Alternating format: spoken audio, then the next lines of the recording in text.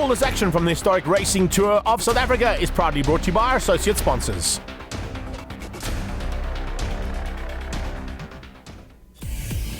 Zwartkops, the arena of motorsport, sees the historic tour combined with the Inland Championship yet again, and big fields of cars coming out, particularly from the Lotus Challenge. Brad Benningfield found some good pace, so has Jeff Kruger, looking for a 3 in a row in terms of the championship. Can he do it? But remember, this is a big field, and they're all part of the Lotus register. Let's catch up with Mackie Adlam and see what it's all about. You know, it's an awesome family affair, camaraderie as well, like we've got in the V8s, and to drive these cars are amazing, bang for buck, as close as you can get. The pace at the front end of qualifying was all about Brad Benningfield and Jeff Kruger. And as they head down towards turn number 1, it is Kruger who's got the whole shot from the pole position and leads into turn 1. Keep an eye in the background though, because we're going to have to definitely keep a watch out for Thomas Falconer, who didn't quite have qualifying go his way. And he's got a big field to try and make his way through on here.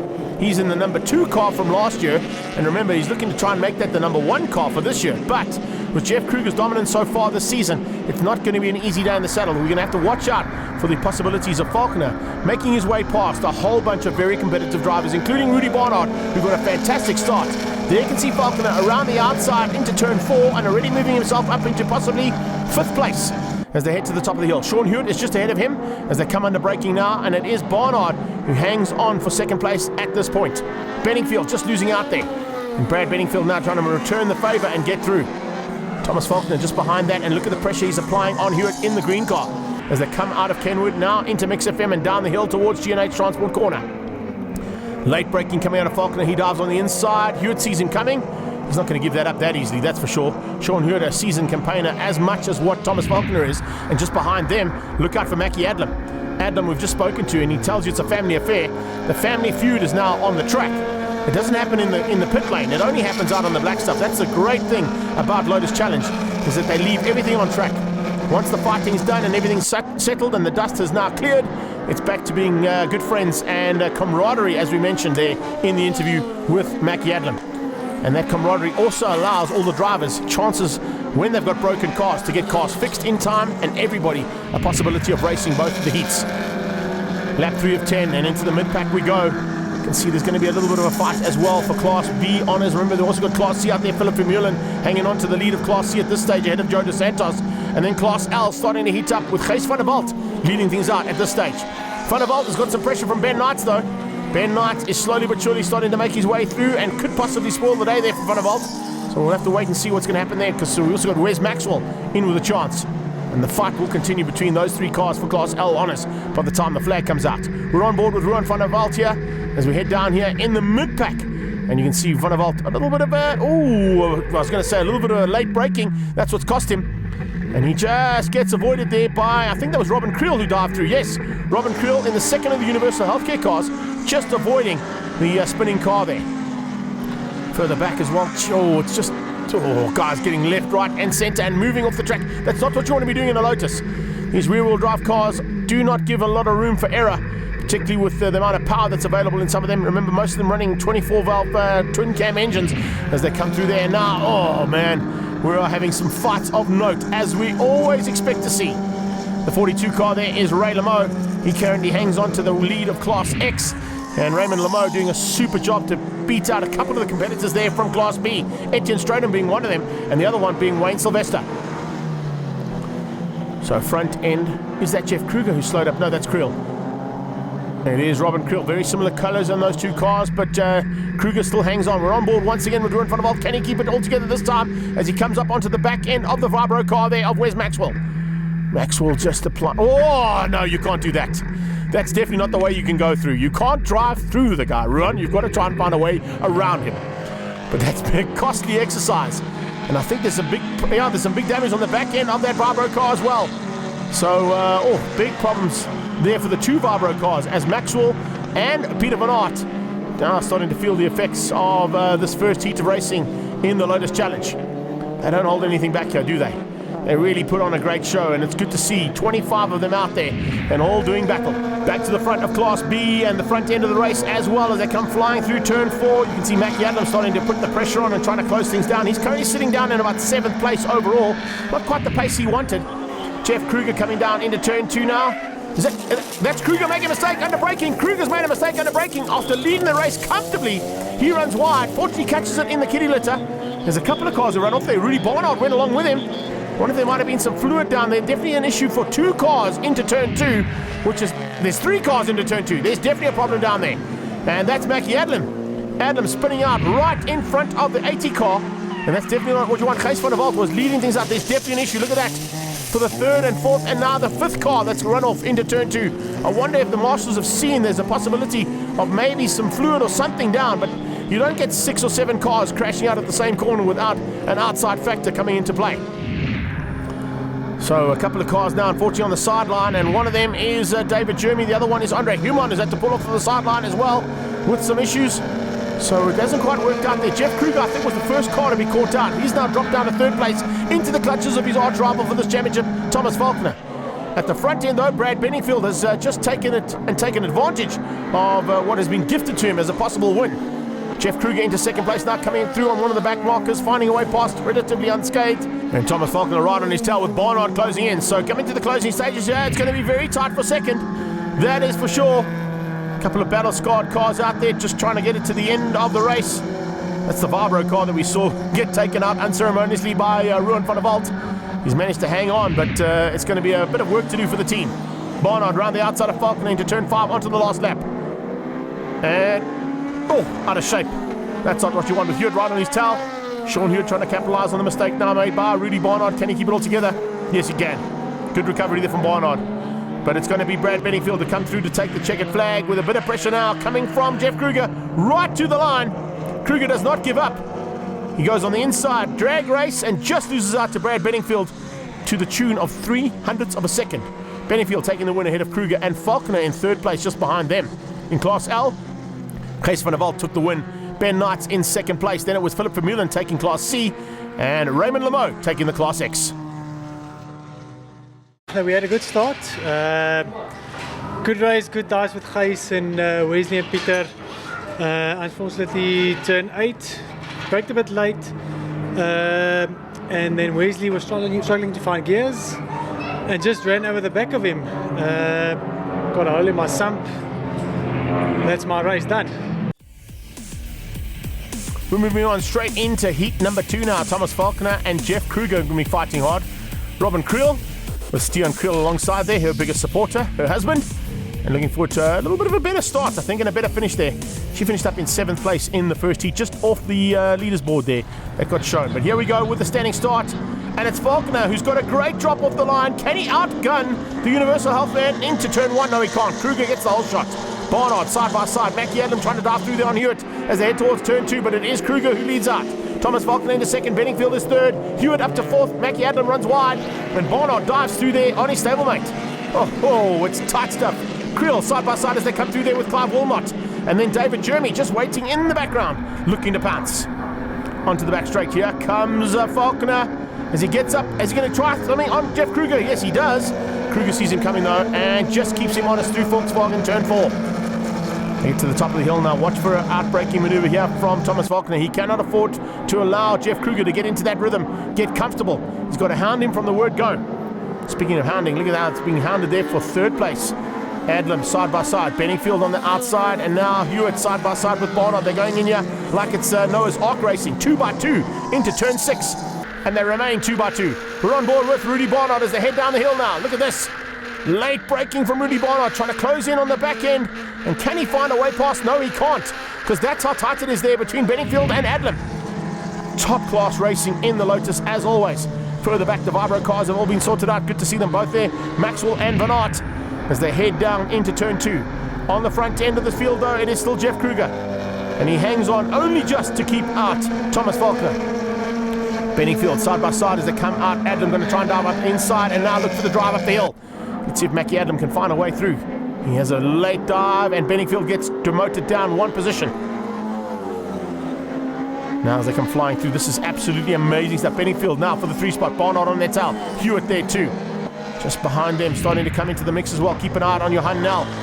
Across the line they come Benningfield yet again.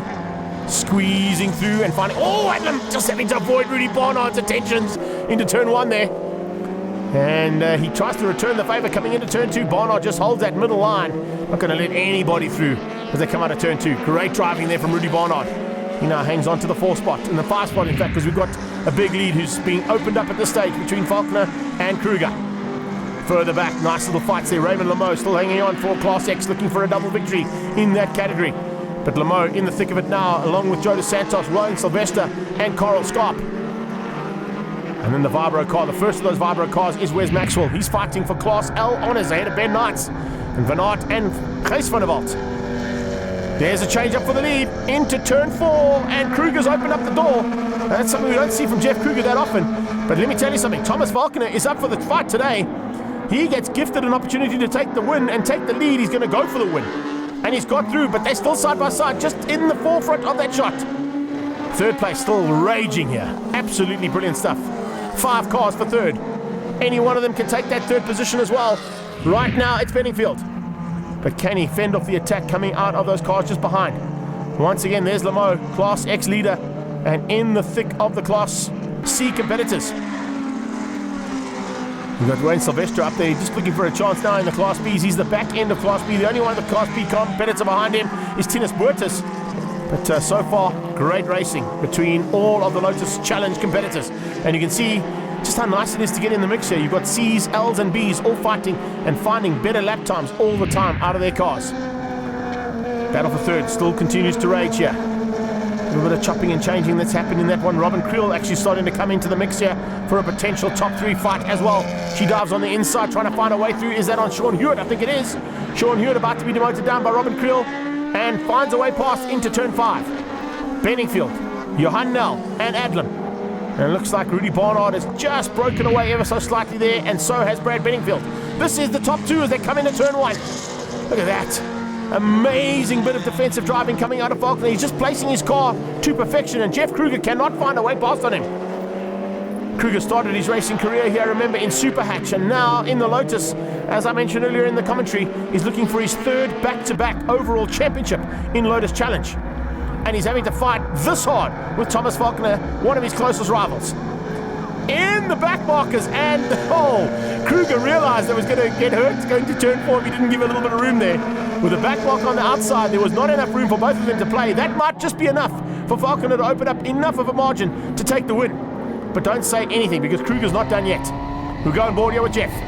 The Universal Healthcare car doing a super job, but Thomas Faulkner doing an even better one right now. And can he keep the attentions of Kruger behind him?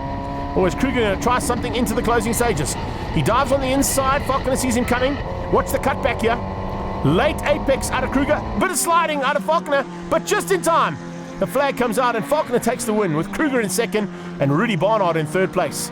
Class L goes to Maxwell, this time beating Ben Knights and Peter Van Aert. And in the Class X, once again, Ray Lamo takes the win, with Joe DeSantos taking Class C's ahead of Rowan Blomqvist. Up next, we head into the Universal Healthcare Pre-80 Saloons.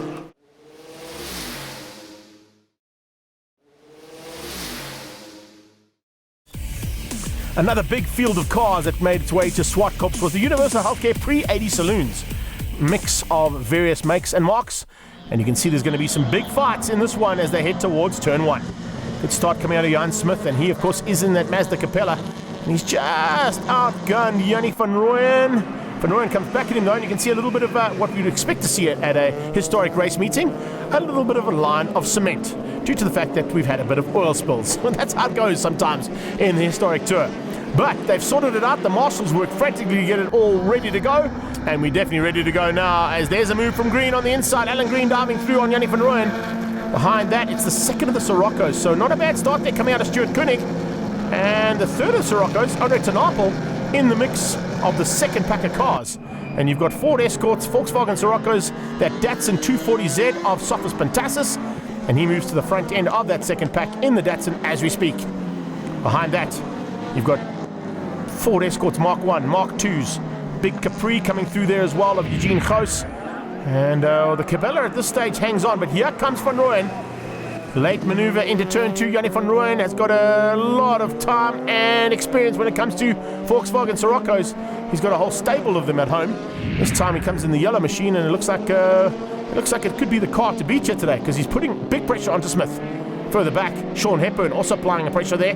Nice to see him fighting with the likes of Johan Barnard and Mario Rossi. Looking for a chance now to win his category. Oh, problems there. Johan Barnard, the man I've just been speaking about. He, of course, took that big Capri of his down to the hill climb in Neisner. Did a great job with that car there, but now having to fend off the attack from the usual contenders here in pre-80 saloons. We've only got classes D to H here today. None of the class A, B, and C competitors made their way out. And you can see that doesn't matter. They're still going to put on a great show. Nice move there from Stuart Koenig to hit the front end ahead of Sophos Pantassis. Further back, this is a little bit of a fight here. Bonesy having some fun with Willem Forster.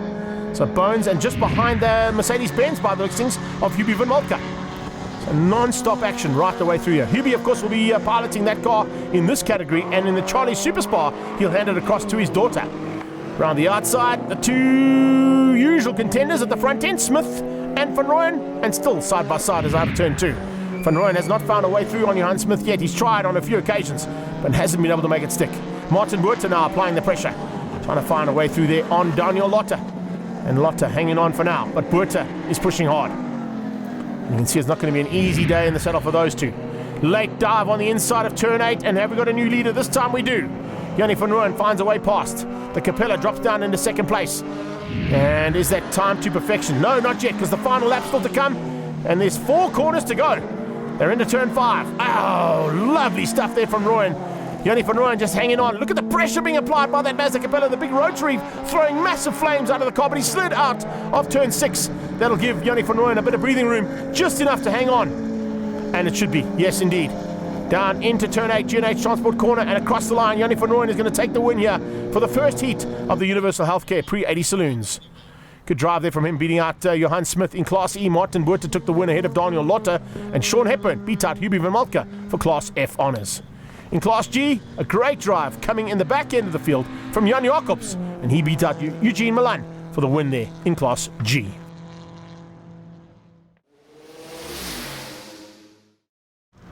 More of the same expected at the front end, but look out for the second of those Siroccos, and for Alan Green. Nice start coming out of Martin Buerta, just beating Tenapel down into turn 1 with Daniel Lotte. Oh, late braking and a little bit of squirreliness coming out of Alan Green's Ford Escort. Pantassis on the inside of Michael O'Sullivan. He wasn't in the first heat in that big Chevy SS, and they've got it sorted now for heat number 2, and could be a potential threat at the front end in that big V8. Down into turn 4, there's a move from Alan Green, but Yanni van Rooyen sees him coming, and you can see Martin Buerta also saw Lotte coming and shut the door. Behind that, they line up Tenapel ahead of Johan Barnard. Then you've got Sophos Pantassis. Pantassis in the 240Z. Look at Tenapel going left, right, trying to find a way through on that Castrol Mark 1 Escort. Oh, it's so tight between those cars. He just manages to keep behind him, but it's a big battle that's going to rage right the way through there. Ford versus the Toyota versus the Volkswagen brands. And further back, Jan Jacobs maintains his little fight. The 62 car there, of course, of Jacobs and Fani Kloppers going at it, looking for Class G honours. Well, Michael Sullivan, as I said, is back in the big SS. Hopefully it hangs on for the whole way through and manages to finish up the race, but he's got René van Rensburg, who's giving him a little bit of a run for his money in the Marlboro coloured car there. That's the Alpha GTV V6. Continuing fights at the front and at the back, as you can see, that's Bones Senior and Fani Kloppers. In fact, no, that's Jan Jacobs and Fani Kloppers fighting hard. The Mercedes-Benz just behind the Alpha for now. The front end, though, yet again, it is the leading car, the big rotary Mazda Capella of Johan Smith, who looked like he had got an opportunity. He runs wide. Smith just fending off the attack there a little bit too hard, I think, from Yanni van Rooyen. He catches it relatively easily, but he's lost huge amounts of ground, and that's allowed this man to go for a double victory on the day. Yanni van Rooyen comes through to take the win. Smith in second place for Class D. Martin Buerta yet again beating Lotte for Class E. This time, though, Dave Lation in the Volkswagen Sirocco beats out Sean Hepburn for the Class F honours. Jacobs again beating out the Mercedes-Benz Fani Kloppers for Class G. Excellent race. I had a good dice with Uncle Yanni van Rooyen in both the heats. The second heat, To avoid the accident, I went a little bit wide, and the left rear wheel came off on the dirt. I spun out and came back, but I still second for the day, so I'm satisfied. Yeah. Join us after the break for the Charlie Superstar Pursuit Series.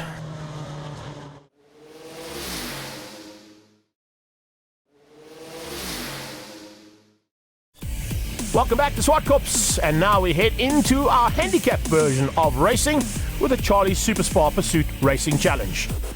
What happens with this category, of course, is they all start in reverse order of how they qualify. So the slowest car starts first, the fastest car starts at the back, and they all line astern inside pit lane. A big field, as you'll see, of an array of motor vehicles, from Citroens to Porsches, Mercedes-Benz, Nissans. You've got a couple of big MG-As and MG-Bs, and also keep an eye out on the Alpha contingent. That Porsche 928 of Werner Hutzenberg is a very quick contender, and so is the 42 car of Jacques Lemo, who of course is taken over now from his brother Raymond in this category. So sharing the car over the weekend and doing battle now in the Charlie Superstar Pursuit Series. Volkswagen Scirocco is making their way to the front end. The idea, of course, is that you allocate yourself a lap time. You may not break out of that lap time, but you do need to make overtaking maneuvers throughout the race to ensure that the faster cars make up the ground that they lose initially, and if they've got their calculations all right, all the cars should cross the line at the same time. That's the theory. Let's see what's going to happen now into race number 1 here for Charlie Superstar Pursuit Series. And Rian Ru are really applying pressure onto Werner Hutzenberg, so the little Volkswagen Scirocco showing a good turn of pace here. He's got some work to do to try and close in on the two Mercedes-Benz just up the road there. You've got Richard Tudor-Owen and Michiel Oberholzer, and they, of course, are looking to close down on the initial race leaders. And we're talking about John Simpson. We're looking at, of course, the machine of Michelle Smith. That's a Nissan Skyline. There she is right there. The number 8 car is Rob Van Aal, and he'll be looking forward to potentially taking a top 3 finish here. But he's got some pressure also coming from that little Lotus behind him, and that Lotus has got a good turn of pace. Bert Van Aal out there as well in the M75. So non-stop action here between the Nissan Skyline, Ford Escort Mark 1 and the Lotus M75. This is potentially the man to watch out for, though. Quickest car out there at this stage is that little Volkswagen Scirocco of Rian Ru. But one thing he's got to be very concerned about is breaking out of his allotted times. If he breaks out, it could be a very costly outing for him, and he'll drop out of the contention for what he's competing in, the trophy cars. We've got trophy cars and fine cars in the mix. We're on board here with Andre Hutting as he comes up on the inside of the Honda, looking for a way through there on the 16 car. And not quite getting through there on that little Honda, but definitely looking for a chance now as Henk de Klerk hangs on. Second of the Marauders out there. We saw Marauder earlier on in one of the other categories, but this is a rookie driver behind this Marauder, and first time out here for Willem van Niekerk. Nothing wrong with that, though, in Team Gunson colours. I'm not sure if the Marauders ran in Gunson colours, but nice to see that historic livery on that car. Rest of the pack now just starting to sort themselves out. You can see coming through there Rian Ru in that Volkswagen Scirocco. He's got to make those passes count. He's through on the two Mercedes-Benz. It looks like Tudor-Owen and Oberholzer have fallen back. Frans Venter just behind them in the 280ZX. And Kohler de Klerk, another man to watch out for. We haven't seen him in picture just yet, but if you just watch in the background, the silver 300ZX will definitely be a big concern there for Rian Ru. And for John Simpson, who's also made his way through here very nicely in the Alpha. Well, it looks like Rob Van Aal is going to come to the line in the front end of the field if he can keep it all together now, and waiting for that checkered flag it is. Rob Van Aal comes across the line, but unfortunately he's broken out of his allotted time, which is going to give Bert Van Aal the win in the fine cars, ahead of Tudor-Owen and Michiel Oberholzer. And Rian Ru, we did mention that Volkswagen Scirocco coming through rapidly to take the win in the trophy cars. The calculations were very, very on it in terms of race number 1, and a lot of cars crossing the line at the same time. That's the theory with handicap racing. Now, let's see if we can get it even closer in race number 2, because that's usually the theory and how it works for race 2. They come to line up now for race number 2, and it's the Porsche out front that's going to lead things out. And let's see whether or not that 944 can stay at the front end there with Brad Schaefer behind the wheel. We're into the thick of the race right now, and as I mentioned earlier on in the commentary, that Mercedes-Benz is not Hubie van Malka, but actually Nadine van Malka, who's driving in the big Mercedes-Benz this time, sharing the car with her dad and getting a chance to drive here in the Charlie Superstar Pursuit Series category. And in the thick of it as well, as you can see, trying to avoid the attentions there from the looks of it, that 190E of Michiel Oberholzer. The front end, though, being dominated at this stage, and you can see they're starting to slowly but surely catch those scratch cars that led off the line first. The slower cars are the first cars to get away, and they've all got to try and find their way through. John Simpson following very nicely there with the two Mercedes-Benz cars, and you can see Simpson in that Alfa Giulia running nicely with the two Mercedes-Benz cars to try and stay at the front and get through. As they make a move, so does he, and that's not a bad bit of race strategy to have. Nadine just giving way there to the second of the big 190Es coming through, and you can see now Werner Hartzenberg also starting to make his way through in the big 928. As they head down into turn 1 again, the Marauder ahead of that machine. I haven't really spoken about the 13 car that much today, but Rob Clark not in his usual Citroen. He broke that big Citroen down at the East London Grand Prix circuit at the South African Endurance Championship round of this category, and unfortunately put it end over end down at Cochabana corner. But fortunately he's got the CX 2200 and he's piloting that very nicely. Van Aal on the inside, Tudor Owen going alongside for the run as well, and it's coming into the closing stages. Look how tight it is. This is what we want. This is the kind of action. There's the scratch car. That's the first car off. That's the 944, and I think those days are numbered there for that 944 off Schaefer. What a drive here coming from the 4 car. Tudor Owen looking good, but I think there's a possibility. Look at the pace. Oh, he's using the inside of the track and some dirty stuff to get through there on that Porsche too. So, yeah, you don't really have big action in this race until you get to sort of the last 2 or 3 laps. And now Tudor Owen, Van Aal on the inside. Schaefer loses out one more. Oh, this is fantastic action. Kind of what we expected. Van Aal now up into second place now, closing stages. Schaefer losing out to the Marauder, losing out to Rob Clark. There's a very good possibility though. Just looking at the lap times, Tudor Owen might have just broken out. He has. He crosses the line first, but Michiel Oberholzer is going to take the win in his Mercedes-Benz, beating Rob Clark and Frans Venter. In the trophy car, Steenkamp beats out Dakota de Klerk and John Simpson.